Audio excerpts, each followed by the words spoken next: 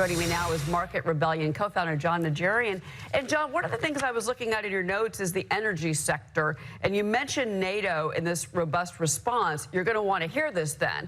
We just got some comments on Truth Social from President Trump. He just finished up that bilateral meeting with President Zelensky. And he basically said Ukraine can win back all territory lost to Russia. We're going to continue, the U.S., to supply weapons to NATO for NATO to do what they want with them. That was just moments ago from President Trump. Yeah, well, the issue here is that Russia's been very close to a number of NATO countries, most particularly Poland right now, when they're doing some of their bombing. And or when they have their jets flying into NATO airspace. So that's been one of the things, Cheryl, that has caused the prices to lift in the energy space, because obviously an even larger conflict with Russia and perhaps even members of NATO would mean crude oil prices would likely go significantly higher. So we saw Halliburton get an immediate reaction from that because their oil field services and so forth, so that you'd have to develop a lot more energy here, for instance. But I'd also watch Schlumberger, SLB, along with that Halliburton, HAL, if we continue to hear rhetoric and see this sort of thing playing out in Eurasia or Europe in general. You also, one of your other picks, and this is a news-making stock, and this is Disney. Obviously, we're on the heels of the news breaking yesterday that Jimmy Kimmel is going to go back live on the air tonight.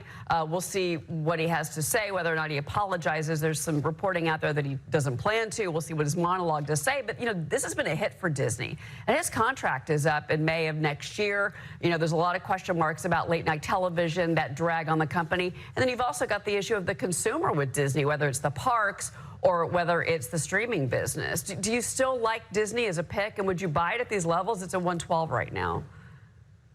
I would not. I think it goes lower still. And I don't think it tests back down into the 80s where it came from on this most recent bounce, but it is down some $8 billion since Mr. Kimmel made that lie that he told about the shooter being MAGA and so forth.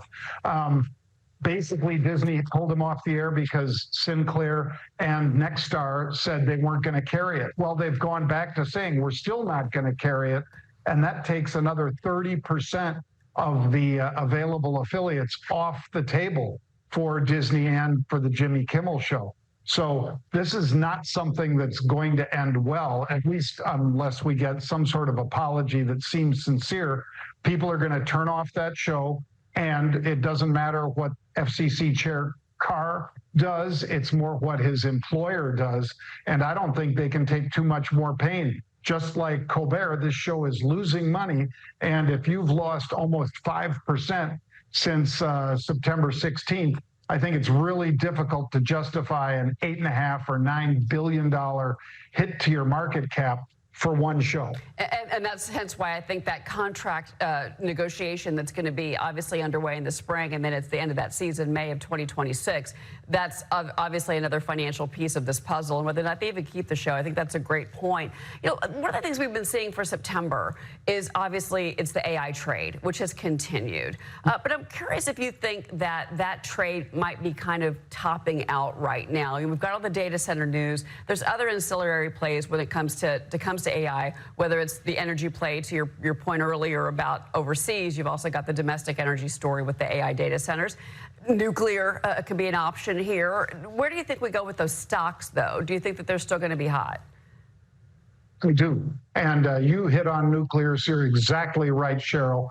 I mean, when you look at nanonuclear, symbol NNE, or SMR, or Oklo. Oklo is up from $94 a share. This is a small modular reactor, an SMR play. So what do?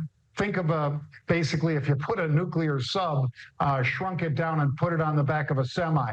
These are nukes that basically can fit on the back of a semi, and they could provide enough power for small cities or for data centers and so forth. And believe me, the orders from the data centers are huge for all of those stocks that I just named. Yeah, so you're exactly on the right track here. We're going to see nuclear be a substantial winner because of this. And that stock, by the way, traded from 94 end of August to now, I think today I saw it at 142.